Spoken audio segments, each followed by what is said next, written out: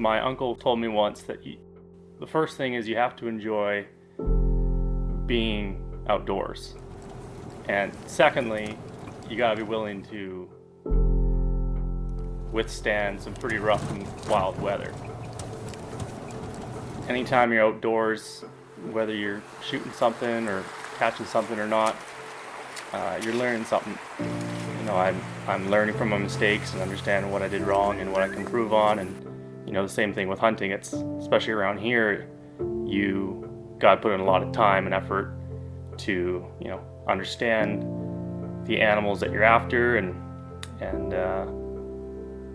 you know, that's something that I've come to realize with fishing too, is trout and steelhead is you know, they're creatures that can think for themselves, and same with deer, and you know, growing your own food, your own vegetables. It's not always easy, and depending on where you live, a lot of things are gonna come into play, and you kind of need to figure that out, and you know, take the time to make observations, and I think that's a pretty big thing. A lot you can learn from books, but there's a lot of learning that you need to do in the field, and you need to learn, you know, actually doing it and making mistakes, and you know, seeing from your own observations and your own notes. And I think that's something that's important. I think you really have to have an eye for detail. For the most part, fly fishermen tend to notice things like that.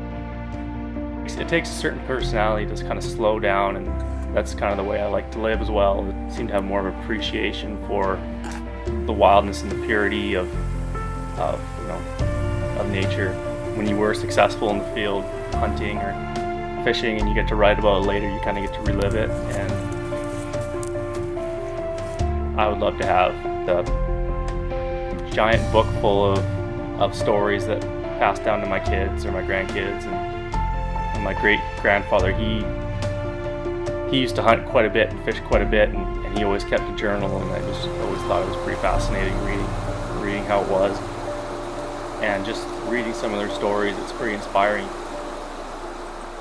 If you've got friends or kids or grandkids that were ever interested in that sort of thing, they can kind of, I think it'd be pretty special for them to read it.